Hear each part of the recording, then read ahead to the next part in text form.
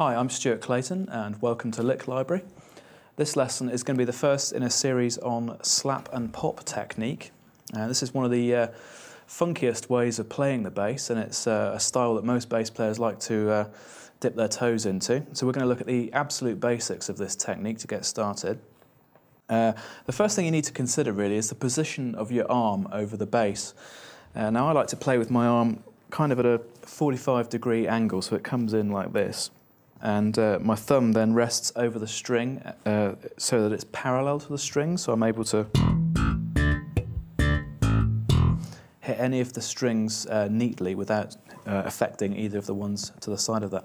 Now, I tend to keep the bass in the same position, roughly, when I'm standing as when I'm sitting. So I set the strap length roughly to this position. It does go a little bit lower sometimes. And you'll find that if you manage to keep that position the same, all the angles in your arm won't change from you're practicing at home sitting down, and when you're out on a gig and you want to use your slap licks. Some bass players will play with the bass really quite low down, and if you do that, you'll find that the angles in your arm are very different, and you'll be approaching the string with your thumb at more of a right angle. Now this is quite good for slapping on the E string. But you'll find that when you come to hit some of the inner strings, it's quite difficult to hit them without sounding the other ones. So it's just something to bear in mind when you're trying to work out at what point to play the bass when you're slapping. Okay, now the sound that you're going for really is this sort of metallic, punchy tone. And that's really achieved by the string bouncing off of the final few frets of the fretboard. So if you're striking the string just beyond the last fret on your bass, that should be the sound that you're going for.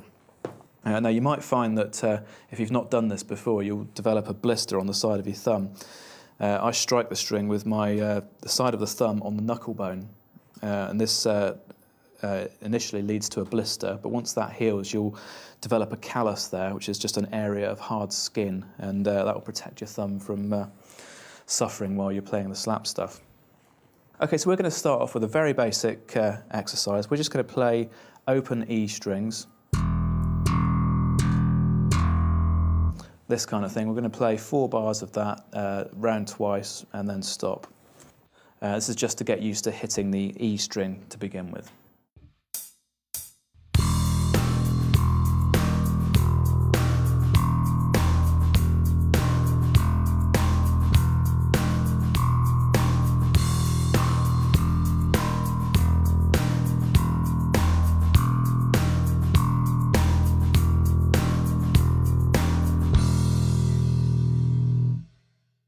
Okay, so that's a very basic slap exercise, just concentrating on the low E. Now, we're going to look at how we can shorten those notes using the left hand. The left hand plays a very important part in the slap and pop technique, and in later lessons we'll look at how to use it to actually create notes and ghost notes. But for now, we're going to use it as a muting device. So what we're going to do is we're going to slap a note, and then we're going to shorten it with the left hand. Like so. Now, what you might find is that depending on where you put your fingers, you might end up with some harmonics that you don't want. Like that. You can hear that there's a really strong harmonic at the 7th fret, and again there's one at the 5th fret as well. So I tend to slap with my my left hand so that the finger that's doing the most of the muting is kind of over the 6th fret, and that's ideal because there's not really a strong harmonic around that point. Okay, so now we're going to do the same exercise again, but we're going to shorten all the notes.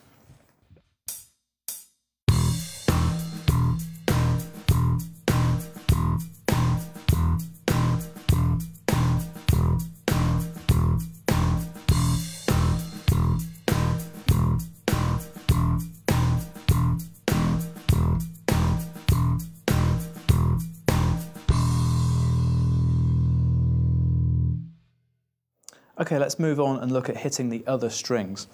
Now, as a general rule of thumb, with the slap and pop technique, you'll generally be slapping the A and E strings and popping the D and G, and we'll get to the pop in a little while. But for the moment, we're going to slap all 4 strings because it's really good practice just to be able to do it on all 4 of them.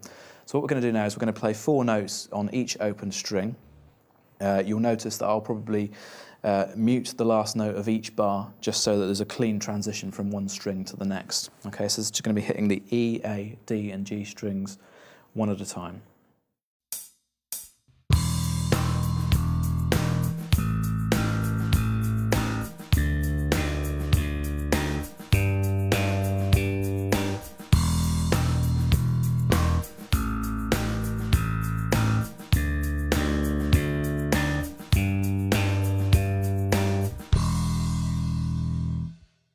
Okay, so that's a great exercise for target practice and just hitting each string individually. Now you should really take your time to make sure you get this as accurate as possible before you move on. Okay, we'll look now at doing the same thing, but we're going to apply that muting technique with the left hand. We're going to apply that to every note on every string. So same thing again, but we're going to mute every note. Or not mute it, we're going to shorten it with the left hand.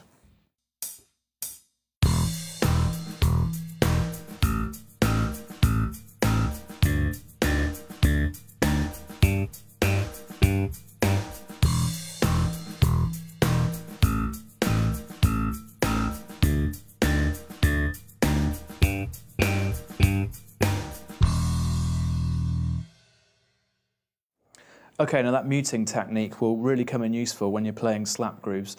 Whether you shorten a note or leave it to ring for its full length is really down to you as a player. Quite often it won't be dictated in the music and it'll be left down to your own discretion. We're going to move on now and look at some fretted notes.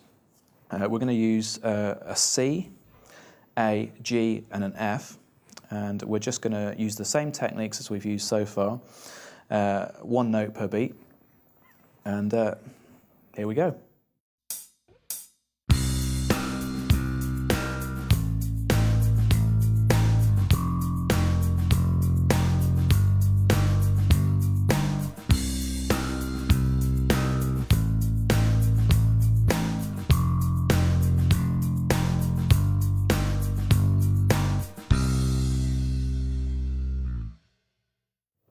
Okay, so that's just a quick exercise to get you used to using actual fretted notes, and you can play a million different variations on that. We're going to look now at using the same technique. We're going to play 8th notes, so we're going to double everything up a little bit. And we're going to play a very simple figure, which is just root, octave, 7th and 5th. So we're just going to be playing this kind of figure. We're going to do that in A, D and E in a 4-bar progression. Here we go.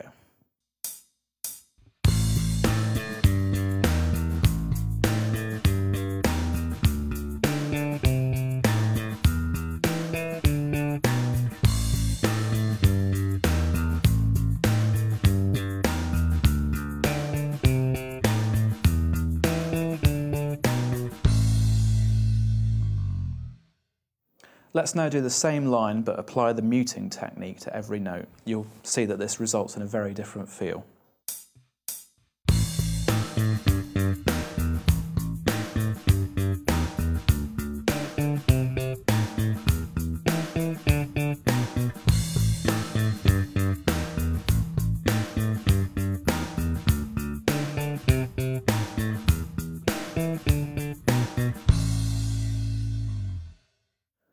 Okay, so now we've looked at the basic slap and the basic mute that we do with the left hand. We're going to incorporate the pop into the mix now. And now this is simply where you hook your finger, the first or second finger, it doesn't really matter, under the top string, the G or the D occasionally, and you just snap notes like this.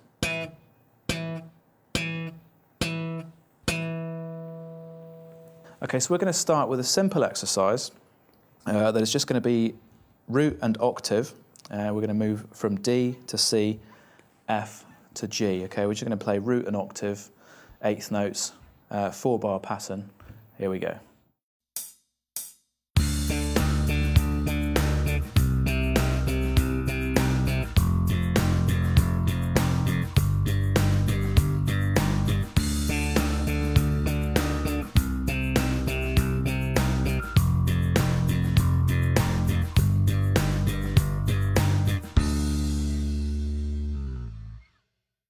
Now that exercise is really good for illustrating the spin that the wrist needs to do when executing this technique. And you'll notice that my arm barely moves at all when I'm playing this kind of stuff, and it's really good for you to develop a kind of twisting motion in your wrist. If you can imagine holding a bottle of water or beer or something and just shaking it up, that's the kind of motion that you use when using this technique. And while it's important to pivot the wrist, you don't want your thumb coming away from the strings too far, because remember, it's got to come back to hit the next note as well. So anyway, the motion that you're looking for,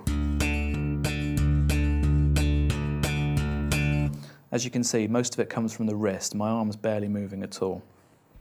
Okay, let's look at that last exercise again, and we're going to apply the muting technique to the popped notes and see what difference that makes to the line.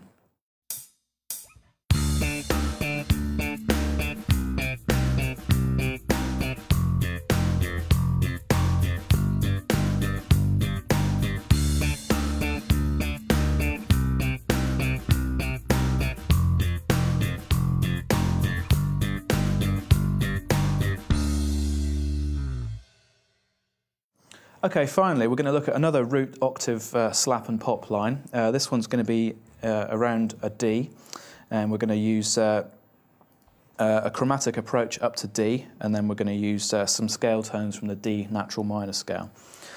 Basic slap and pop technique once again. You could practice this using muting technique on the slaps or the pops or both, and just see what a difference it makes to the feel and the sound. Okay, I'm going to play it without any muting. But you can do it with the muting as well.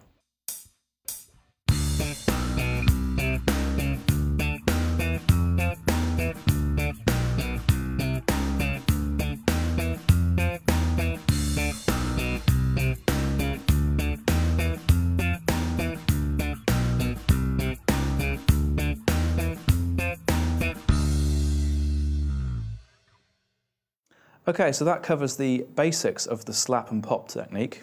Just to recap, we've looked at the actual slap itself, using the left hand mute and using either the first or the second finger to pop notes. I hope that's explained the technique in some detail for you. I'll see you in the next lesson.